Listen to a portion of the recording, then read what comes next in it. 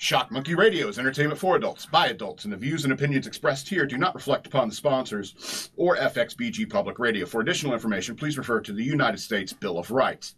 Stand warned.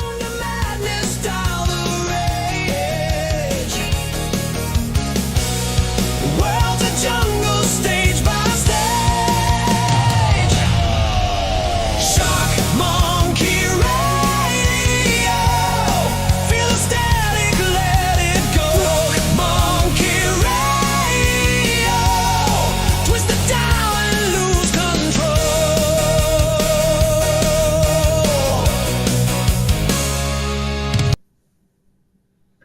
Boom. That's how I know it's the end. Welcome to Shock Monkey Radio. I skipped a part. Yeah, so I went to a wedding this weekend. DK the DJ, our illustrious producer in the other room, who I can't hear because the sound doesn't travel around corners very well. Just found that out recently. I've only been in the business for over a decade. But congratulations. Thank you. To EK and his new bride. I heard him that time saying thank you. So I had a blast. It was a beautiful wedding. I wanted to have some pictures, but I don't know if you got any pictures back from the photographer yet. I got a couple. Let me see if I can squeeze a couple in. If you can find one, just of you and I don't want to put anyone else's face out there, but I think there may have been one. It was a really beautiful wedding. I'm already looking back on it fondly, even though I really hurt myself. I try not to drink too much, like at the wedding, but I mean, if you were at the wedding and you saw me drinking, you're probably like, really? You were taking it easy? It's like, yeah, I was taking it easy, believe it or not.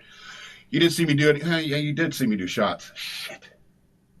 So anyway, I got home and I continued drinking there, and I don't know what happened, but I messed up my knee something awful.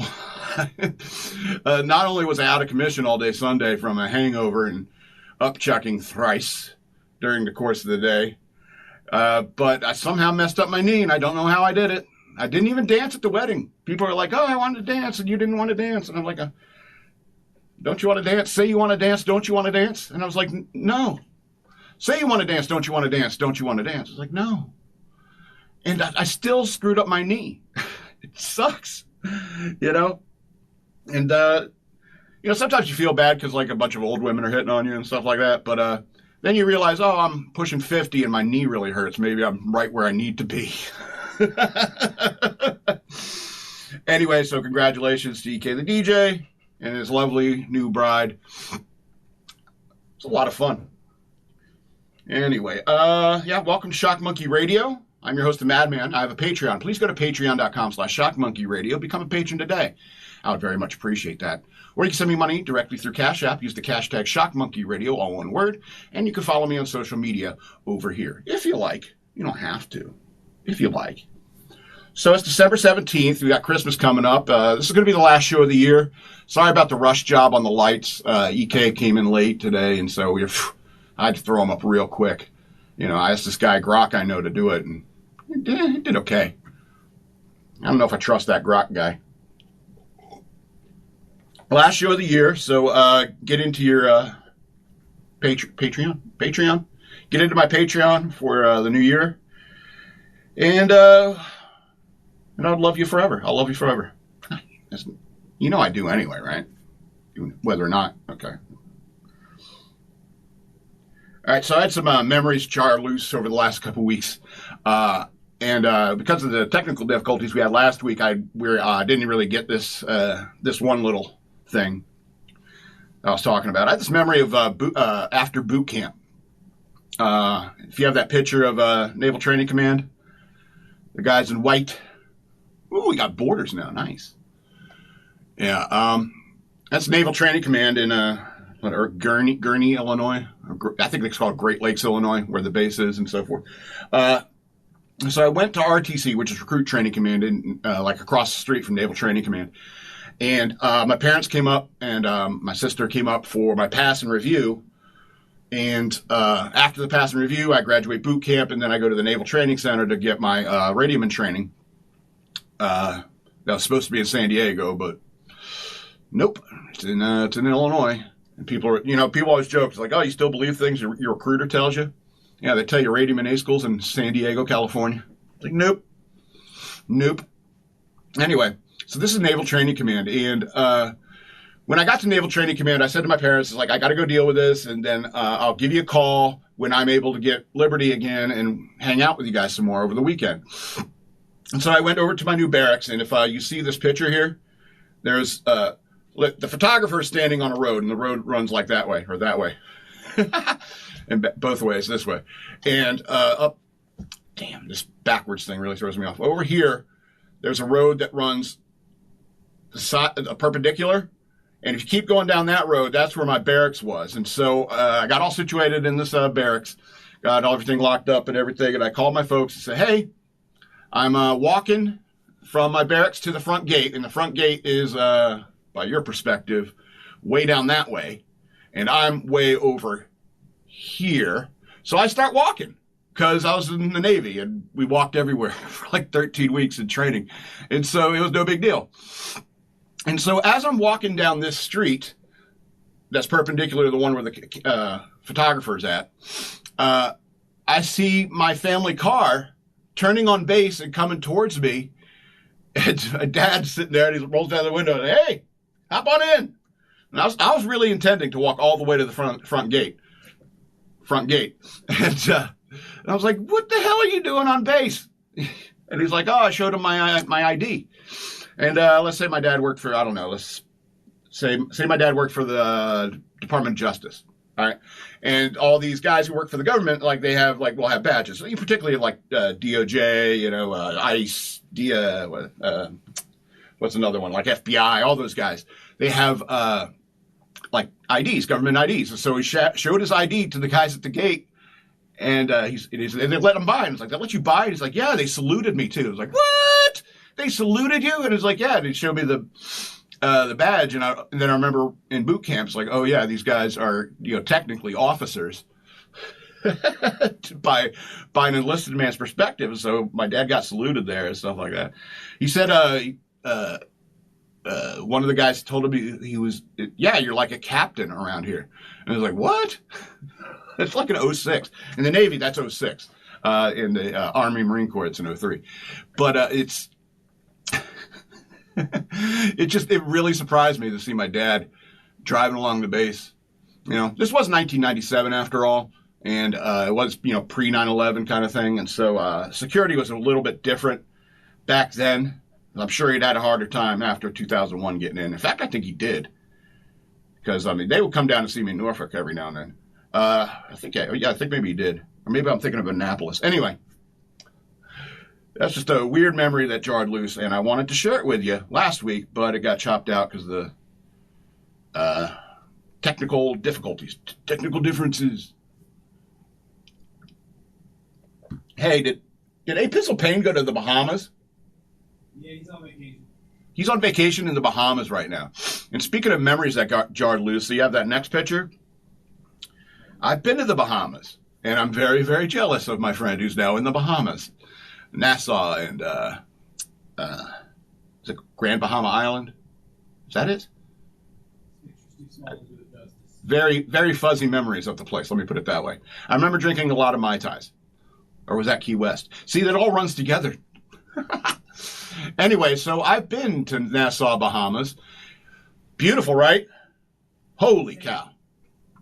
Yeah, that's why the pirates loved it so much. It was a very nice place, but it's drenched in pirate blood, if you know what I mean. So, it's a really interesting place. You see, I got the backwards thing again. Here we go.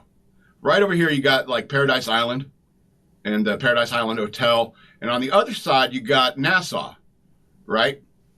And when I was in the Navy, and we parked here, like where these, you see these cruise ships, that's where we parked. And so you take that gangplank down and you walk into like Nassau. And then in Nassau, you got to take a bus over to Paradise Island. I was with a couple of guys. I think it was my shift. See, I was so much drinking there. I don't even remember who I was with. And we went to get on this bus to go over to Paradise Island, hit the casinos and stuff like that, because we'd heard like, oh yeah, Michael Jordan. Someone saw Michael Jordan in there. Someone saw Dustin Hoffman in there, which is cool. And so, I just wanted to play craps, really. And so, I think it was me and these two junior sailors. They were like seamen. I was a third-class petty officer at the time. And we get on this bus to go to Paradise Island, and I just said, hey, man, you want to just ride this bus route? And they're like, why? They're like, why ride the bus route? Because I was looking at the bus route when we were at the bus stop. It shows the bus route, and it goes like into the town, like deep into the town of Nassau. And I was like, I kind of want to see it because in many ways, the waterfront around Nassau and the Bahamas is very like Disneyland. Like, oh, we're pirates, kind of goofy touristy stuff. And I was curious about the rest of the island and how people of the Bahamas actually live. And so I talked these guys into like, let's ride the bus route. And so the bus came up to the stopping point, the bus stop that leads over to Paradise Island. And he's looking back at us, the three white guys. I think one of us was Hispanic, but the three white guys in the back are like, Paradise Island. Like, here's your stop. And I'm like, we're good. And he's like, okay, I guess you're coming with us. And so we went deep into the backwoods of the front, when you look at some scenery and then you poke your head behind and it's just like, oh, it's a bunch of cardboard. It's just a really good paint job on the outside, And that's what I saw going into the Bahamas. And, there's a lot of poor people in the Bahamas. And it looks like there's a lot of money right here, right? And there certainly is. But, all these places are populated and employ all the people that are on that island, including the poorest of those people. And sure, they may dress up nice and go do their thing at the hotels or down at the waterfront, but they're just poor, And I remember he stopped at this bodega, I was just like, it was gloriously second world in many ways. I really enjoyed it, and so they stopped this bodega for like a half an hour, and the driver of the bus got out and went in the bodega for like a half an hour. I don't know, is it doing lines, smoking crack? I don't know. But he was in there for like a half hour and then came back to the bus and then restarted the route. Apparently that's the stopping point of the route. So he goes in there, maybe uses the bathroom or something like that, gets a soda or whatever. And then we went back around, and then the second time we got to this Paradise Island stop, and he's like, Paradise Island? It's like, yeah, we're getting off this time. And so we got off the bus. And so we were like an hour and a half on that bus ride. And when our friend was talking about going to the Bahamas, he was talking about it at the wedding, and I was like, man, I remember, and it knocked that loose. There's also one where we're on Paradise Island, and we got this limo driver. He was heading back to Nassau, and we caught him, and so we got a real cheap price to get like a whole bunch of us into this limo. And there's this one girl with us, and she kind of got stuck trying to get out of the limo when we got there. And we're all laughing our heads off because we're hammered. And her hips got wedged in between a couple seats or something. Like I said, it's not 100% clear. But we were all just dying laughing. And we tried to take a picture of the limo driver, and he refused. He like literally covered his face and ran from us. So be careful in those places like the Bahamas. You never know. You never know. All right, let's do a couple movie reviews for the end of the year. I saw Horrible Bosses 2. I was apprehensive about it for the reasons you might expect. And it's like, oh, is it just going to be more of the same and the rehash stuff? And yeah, it's in there. It's rehash. There's some rehashing. There's some more of the same. But it's done in a really good way. And if you remember the very first Horrible Bosses, they had horrible bosses, obviously, and the idea was to try to kill them. And so the new plot in this is a blackmail scheme, not a blackmail, a kidnapping scheme involving, what's his name, Chris Pine or whatever, the bait guy. I'm sorry, Jason Sudeikis and Chris Pine sitting together, just brought to the scene. It's like, look how blue his eyes are when they're crying. But if you haven't seen it, it really is worth a watch. I know I'm going to criticize it here at the end when I give the star rating a little bit. But, I mean, it really is more the same, but a little bit better than the first movie. And in the first movie, what really made it is these three main characters, Jason Bateman and Jason Sudeikis and Charlie Day. And the way they are is like friends. And if you ever have a friend group, if you're a group of dudes and you ever bicker like this, You know exactly what it is. And when it comes to the writing of comedy, you know, it's one thing to be funny. It's another thing to be bam, bam, bam, bam, bam, bam kind of funny. And that's what this movie is. After all, this is 2014. We're still allowed to laugh. You know, they're still making comedies in Hollywood. And some of these scenes are just so hilarious that I kind of wish I had been sent the script. Like, and you're like, imagine the first time, like there's a scene, I'm going to get a little crass here with a quote from the movie, but there's a scene with Jason Bateman and Jennifer Aniston having this conversation. And imagine being either Jason Bateman or Jennifer Aniston your first time you're reading the script of Horrible Bosses 2. You understand which character you are. You understand which character you're going to play. And you're Jason Bateman and you're reading the lines. You want me to tell you that I ate that dick? Jennifer Aniston. Yeah, you tell me how you ate that dick. I'll tell you what, I sucked that guy's dick, I sucked his balls, and I licked his sweaty little asshole. The first time you're reading that, and you're Jason Bateman, you got to be just dying, because it's the first time the joke has been heard for you, you know? And so when you watch this movie, I'm sorry for destroying that joke, but there's so many more, don't worry. And that you're just like, I have to do this movie. You know, I have to do this movie. And even the stuff with Jennifer Aniston, you know, Jennifer Aniston being the sex pot that she is, really is. You know, I remember back in the 90s, everyone had her friggin' hairstyle. I was sick of her hairstyle by the end of the 90s, you know? And she's still a beautiful woman, and she's still a, you know, decent actress and stuff like that, but then she plays this insanely hot and insanely crazy sex addict person. And so she's... and if you remember in the first movie, she was all over Charlie Day, because Charlie Day is like, he's always refusing her. And you're just like, wow, how? And it's like, then the guy was in love. He was in love with his wife, which is endearing, and it makes him a likable character. But at the same time, these guys are idiots, and they're bickering with each other. They think they have this brilliant plan, and it's just one screw up after another. It's one of those comedy of errors, obviously, just like the first one. But the writing is just so tight. The writing is just so amazingly tight that I was friggin' impressed. And the first time you read some of these scripts, you know, even in the first Horrible Bosses, some of the lines in there is like, who comes up with this stuff? And it really is hilarious. And then you see like the end credits.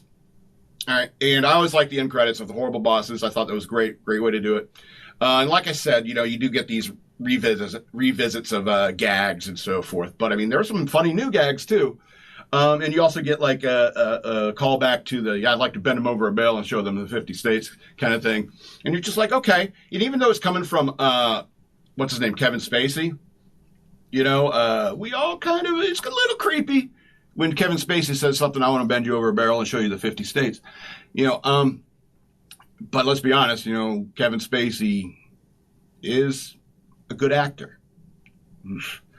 And he plays that part well. And it just makes me wonder, like, if you're playing a D-bag in a movie, that's got to be, like, the most fun. You know?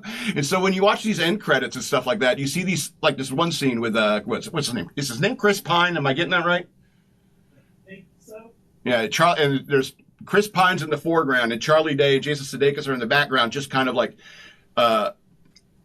emphasizing his point, you know, and he's just constantly distracting Chris Pine. He's like, why don't you let me handle this, you know? And so, and then the scene that got cut from the movie and was part of like the credit scene is them just trying to improv through this scene and just cracking each other up left and right. You know, it must have been a blast to be on that set, you know, especially with the amount of like improvisation that had to happen among these guys.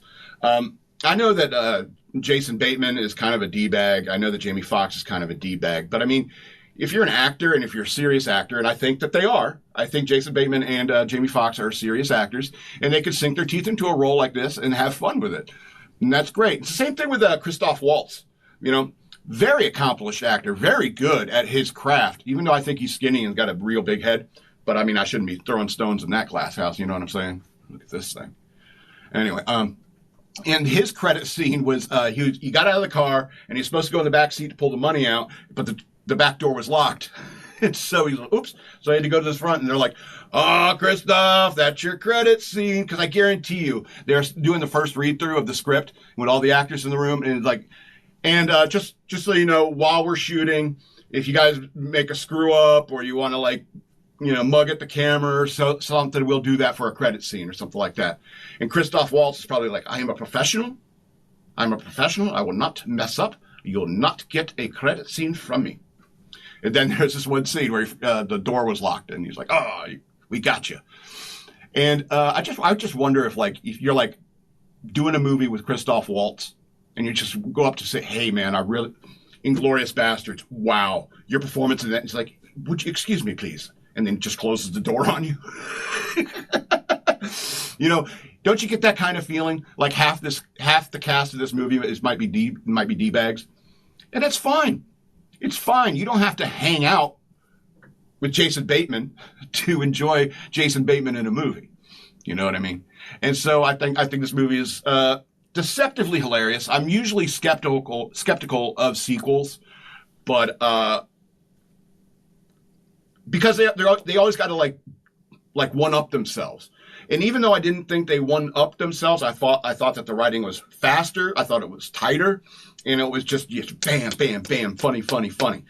You know, to the point where you got to like back it up.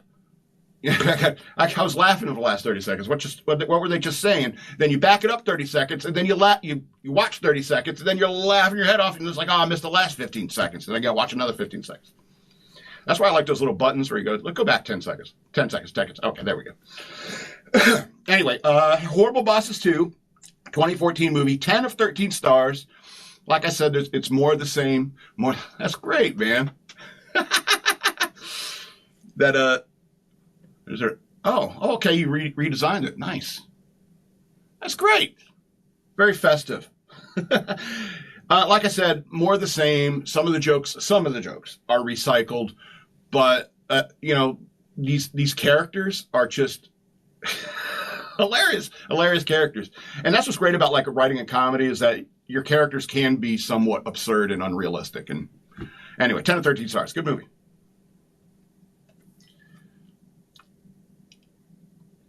All right, I want to talk about Outlander, a 2008 movie.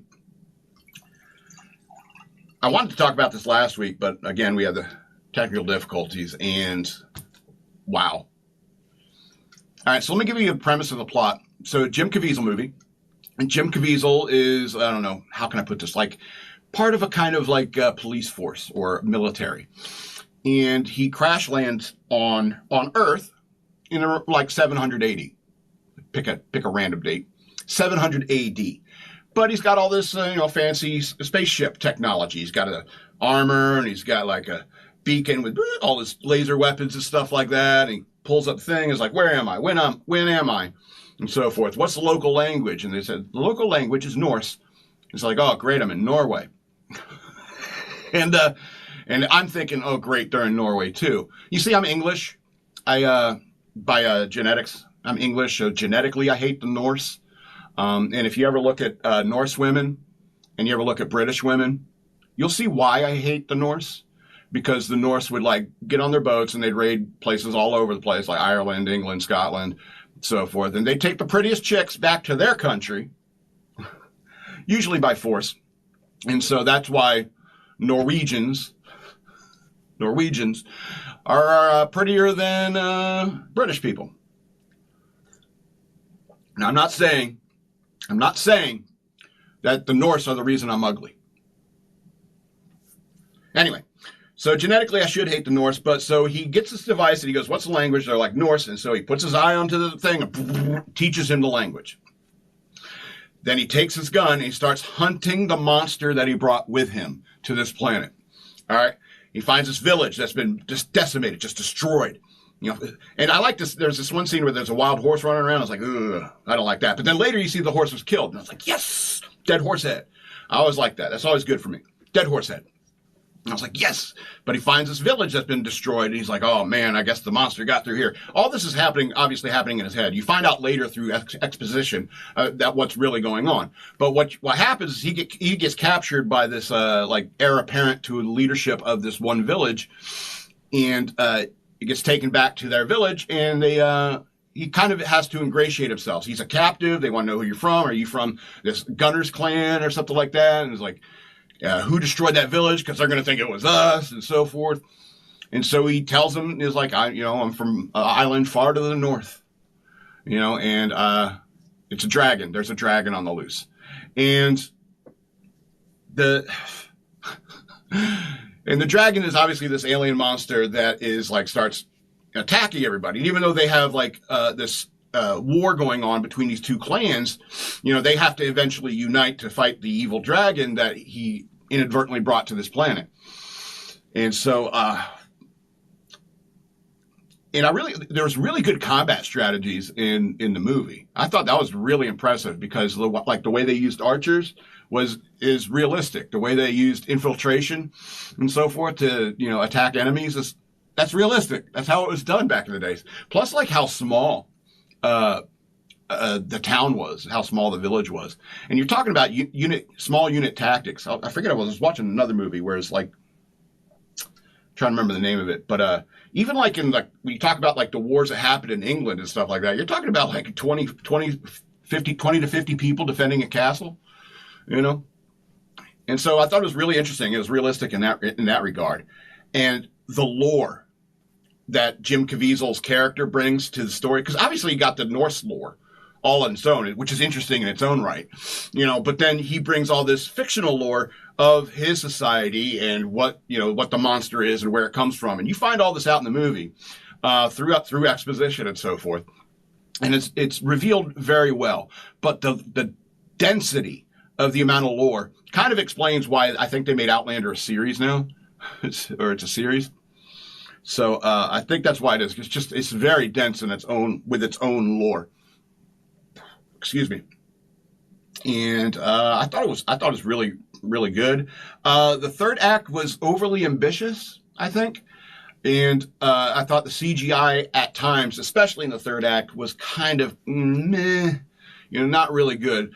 However, in the second act, the dragon was done very well. I thought they probably spent the most time on that because it was done very, very well.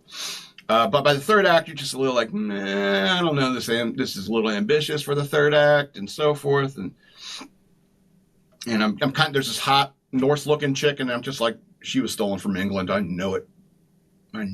Anyway, but it was written by Howard McCain and Dirk Blackman. And whenever I watch a movie and I think, like, man, the writing here is really good, I make sure to take note of who wrote it. And when I look at names like Howard McCain and Dirk Blackman, those are fake names, right? Those are fake names, aren't they? They gotta be. Anyway, Outlander, 2008 movie, 11 of 13 stars. Incredibly dense in information and lore for a 2-hour movie. Very rich with lore. It's Christmas time! All right, let's get into the news worth knowing.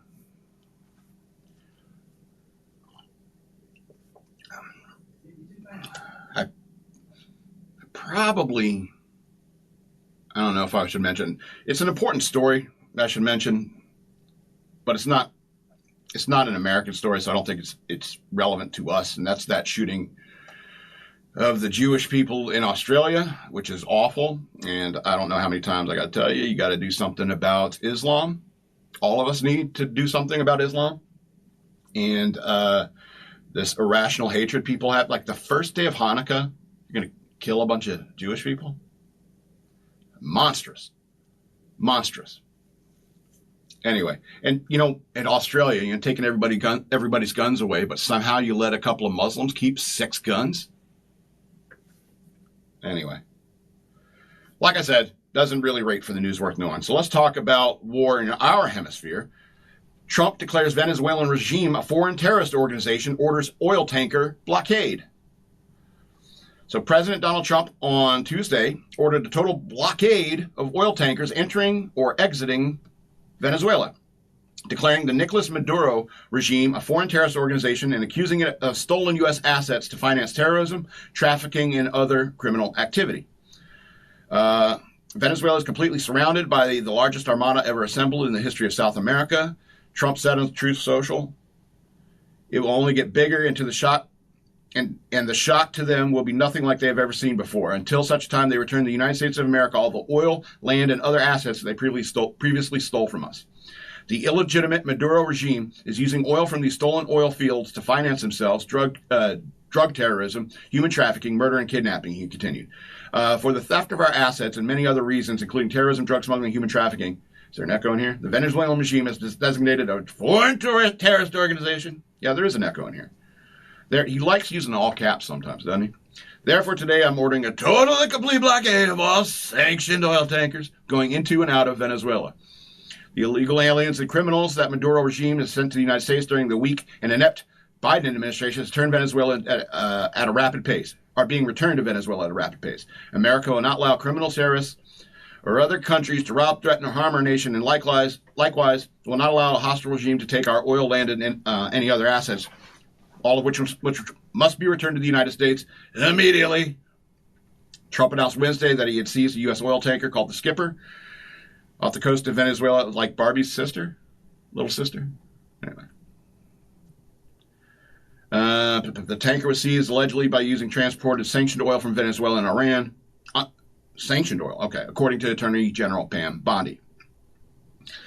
I wonder what he means by do you think we built those oil refineries and stuff like that down there? I don't know. That's what I'm saying about our hemisphere. We got to have peace in our hemisphere. And after all, when you're talking about the border, you're talking about all of South America. From way down the very tip of Argentina all the way to the border of Mexico. All those people want to go up. For the most part. Because South America's so crappy. But beautiful, amazingly beautiful. I'd like to go to the Andes one time. Is it the Andes? Yeah. Thank you, EK. Making me feel less stupid. All right, so what's it Machu Picchu up there in the mountains? The Incas. That was a wild society, huh? Anyway. That would be awesome to see. What? Am I thinking Inca? No, that would be awesome. Yes, it would be awesome. Anyway, I wish I'd go to patreon.com/shockmonkeyradio, become a patron today so I could afford a trip to Machu Picchu. I don't know. I kind of rather see Chichen Itza. I find the Mayan civilization to be the most interesting. Anyway, in this hemisphere, And so I think that Trump is paying attention to what's going on in our hemisphere, and he cares more about Venezuela than he does, say, I don't know, Ukraine, because after all, Europe needs to handle a European problem. Why does America have to fix everyone's problems? From the refugees, from all the poor people in the world, they're like, oh, I'm from the poorest nation ever. And it's like, oh, so you walk past every other nation in the world to come to the United States. Okay, fine.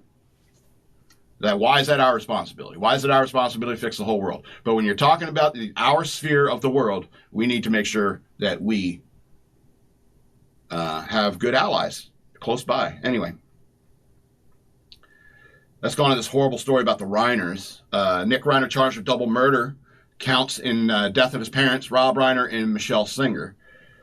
Nick Reiner is 32, and he was charged with 2 counts of murder for stabbing Rob Reiner and his wife, Michelle, to death. He appeared in court on Wednesday wearing a suicide prevention vest. What the hell is that? Faces death. Huh? It's one of these things. The straight jacket? Straight jacket? Oh, okay.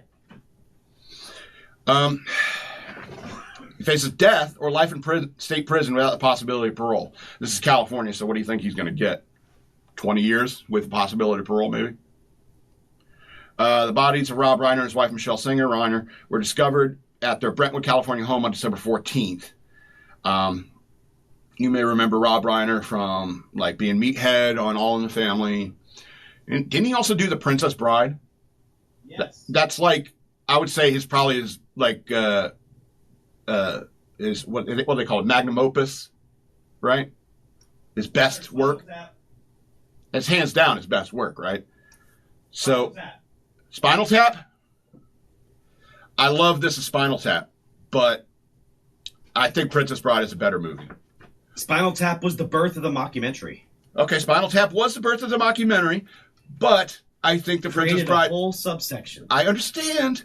They created a whole new thing, but I think as movies go, Princess Bride is probably a better movie. I agree. Do you think Rob Reiner? You think Rob Reiner would say that he likes Princess Bride more than This Is Spinal Tap? No.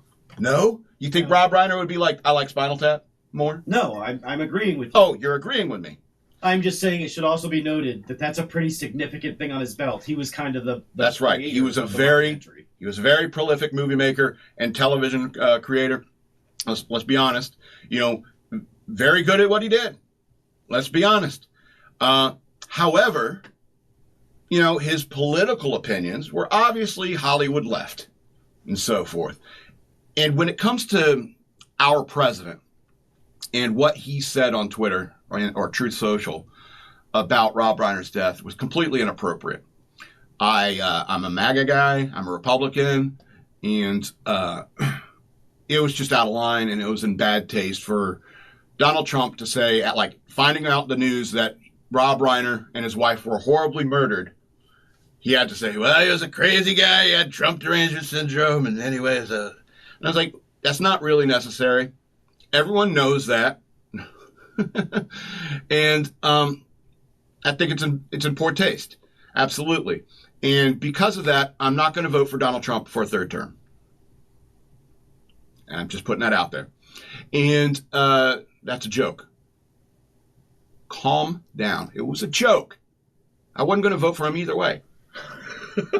For a third term, because it's ridiculous. It's FDR kind of thinking, and I don't like that kind of shit. And I also don't like when you're talking shit about somebody who just died. Have a little respect for the dead. Yeah, Rob Reiner was a douchebag. Yeah, he was a meathead in every sense of the word. But the poor guy got murdered by his own son. Show a little respect. And it's terrible because obviously there's the whole Nick Reiner thing is a story of an overprivileged kid with more money than sense. And so he got involved in drugs and so forth. And probably the Reiners had probably decades trying to, get their son clean and get him on, some sort of path in his life. And I think maybe it's harder when your dad is Rob Reiner. It may be harder for you if your dad is Rob Reiner. Suicide. That's a suicide vest? Yeah, that doesn't... I'm not sure what that prevents. I don't know what that prevents either. Anyway, thanks for looking it up, though, I guess. No. And so it's a very tragic tale. I thought Trump was out of line for saying that. And I don't know. This is Spinal Tap. This is a great movie. I'm not gonna lie. But I think Princess Bride is probably the one. He's up in heaven. Let's assume Rob Reiner goes to heaven. Okay? I know I didn't agree with him politically. Let's assume he gets up into heaven. And maybe Jesus says, Princess Bride, I really like that one. Do you think Rob Reiner would be like, nah, I think This Is Spinal Tap is better. I'm Jesus, pal. Princess Bride was better. All right. I was wondering, if you go to heaven and play chess against Jesus, is he going to win? And if he is going to win, why would you bother? Anyway, let's go to the next story. Brown University shooting, bloody week. Brown University shooting probe faces hurdles after campus empties out as witnesses scatter, says a former FBI agent. The investigation of the Brown University shooting faces hurdles after students were allowed to go home for winter break, former law enforcement officials said. The shooting at Brown University happened around 4 p.m. Saturday at the Barris and Holly Engineering Building. A person of interest was taken into custody early Sunday morning, but was later released. Ella Cook and Muhammad Aziz Urmazokov were both killed in Saturday's shooting. Cook, 19, served as vice president of the Brown University College Republicans. Following the shooting, Brown University canceled all exams, classes, and any other projects that were scheduled. Students were told they could go home for winter break. The choice was made out of this is a quote. This choice was made out of profound concern for all our students, faculty, and staff on our campus. In the immediate aftermath of these devastating events, we recognize that learning and assessment are significantly hindered in the short term, and that many students and others will wish to depart campus. Brown University Provost Francis J. Doyle III wrote in a message to the campus community. Students are free to leave if they are able. Former FBI investigator Bill Daley told Fox News Digital that the decision by Brown University administrators to send the students home could slow down the investigation. Quote, I think one of the softest aspects of this investigation is the fact that students and some faculty members were assistant teaching staff who were either in the building or in the room when the shooting took place and now have left to go home. Maybe left the campus and not necessarily generally available for interviews, Daley said. It's certainly preferred when you have a crime occurred that you have immediately segregate those people who may be witnesses so there's no kind of cross-pollution of what people heard or saw.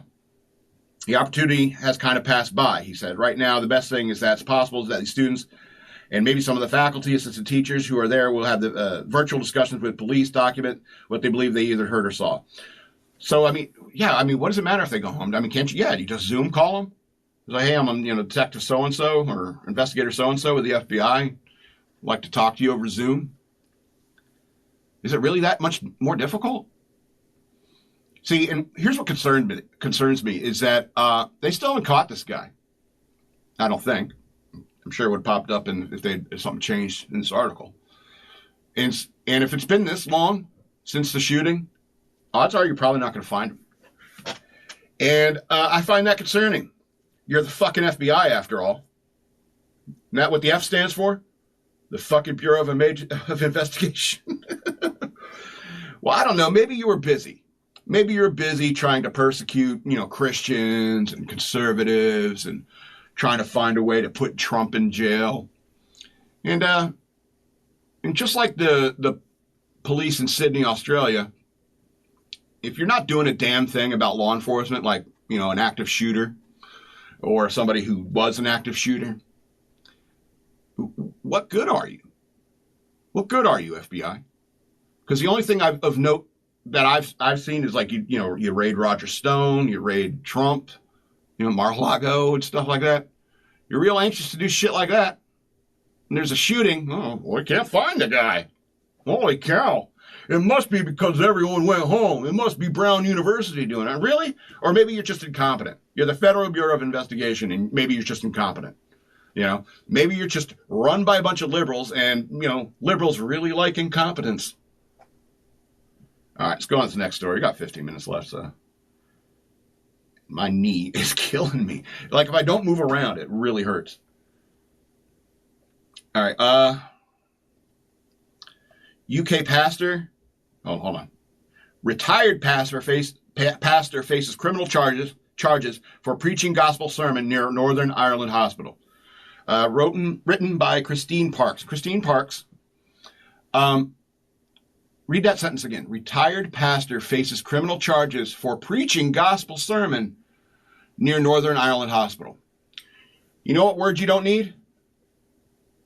Retired. He is not retired. How do you really retire from that when you're doing this? Anyway. Clive Johnson, 76, delivered a sermon on John 3:16, allegedly within Northern Ireland abortion buffer zone. These things are nuts. All right. A retired UK pastor, he's not retired. He's still doing it, obviously.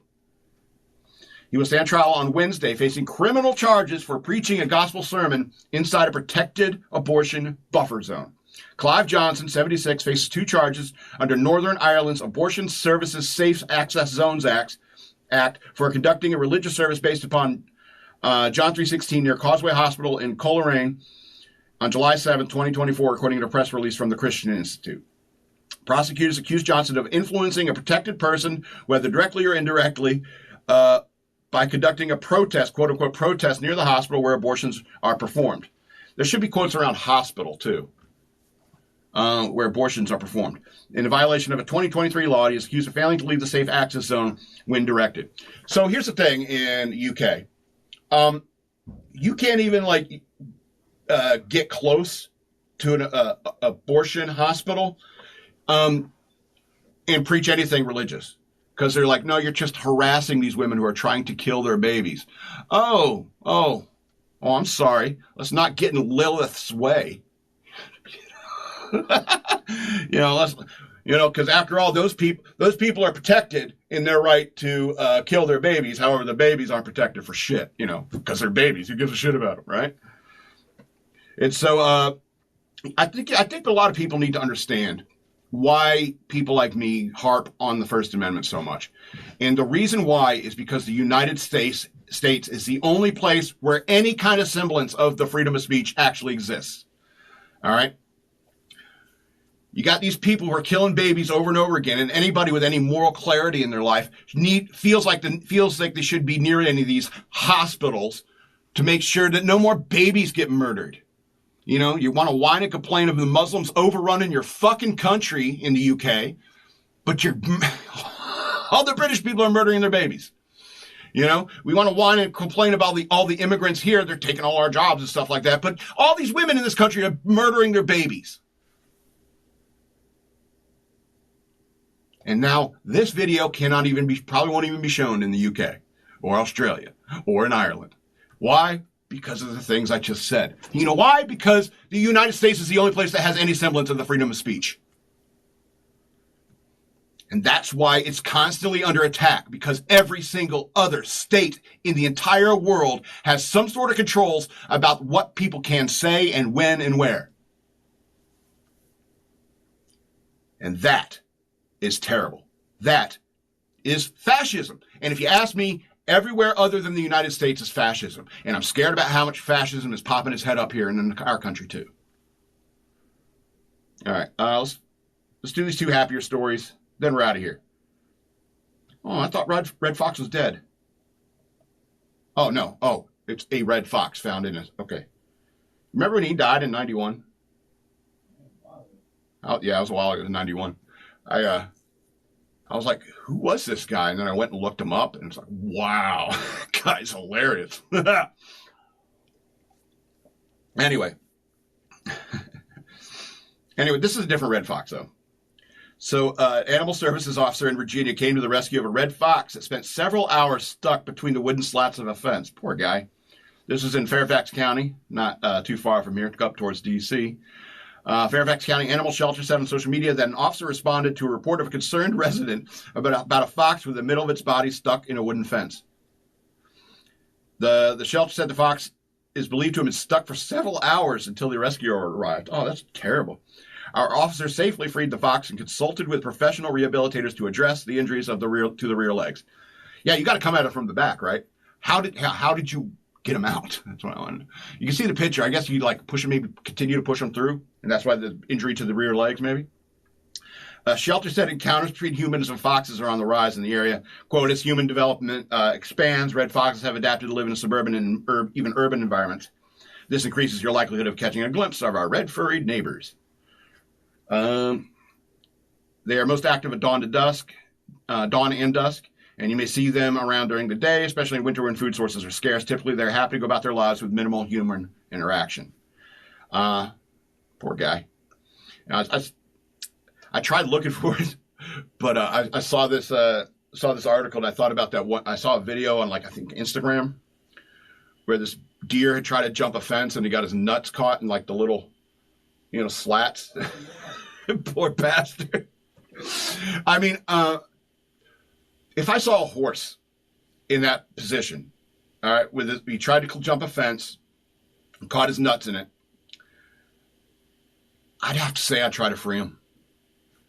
I mean, I hate horses, but I don't know. There's a kinship when it comes to testicles, I'm sorry. I'm sorry, buddy. I know that's got to hurt.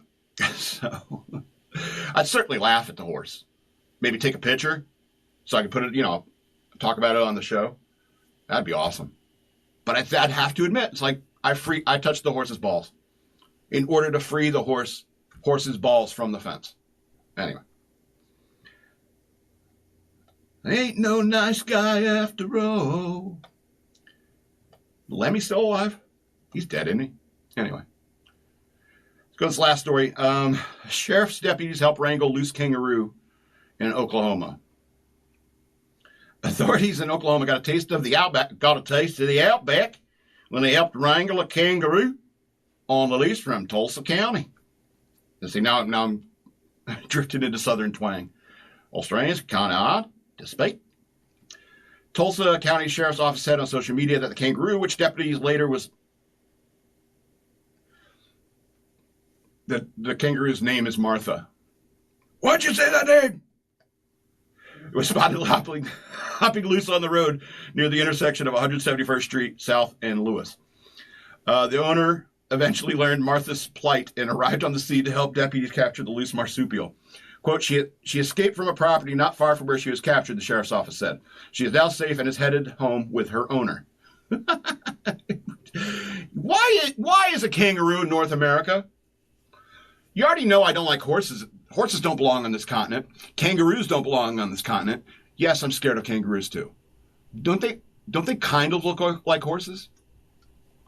Don't they look evil? They punch and kick, by the way. I hope you know that. You know, like all those like WB cartoons where every time you see a kangaroo in one of the WB cartoons and the kangaroo's wearing boxing gloves, you know why that is? Because kangaroos punch. Kangaroos kick. They're assholes. I do not like them on my continent. The same with horses. I do not like them in my continent. On my continent. Oh, you're going to genocide all the kangaroos and horses? You can have all the horses you want in Asia.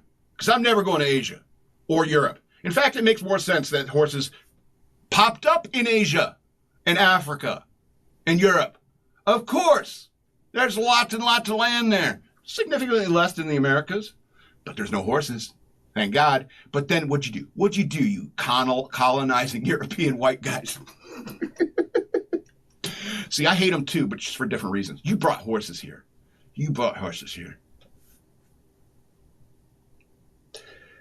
Anyway, this is going to be the end of the show. I want to remind you again that I have a Patreon. Go to patreon.com/shockmonkeyradio. Become a patron today. I'd very much appreciate it. Or you can send me money through Cash App. Use the hashtag shockmonkeyradio, all one word. Or you can follow me on social media at DNALATSAW on Twitter, Shock Monkey Radio Redux on Facebook, and at SLRobbins13 on the Instagram. I hope you have a Merry Christmas and a lovely New Year. This has been Shock Monkey Radio, and I love you! He loves you from afar, no matter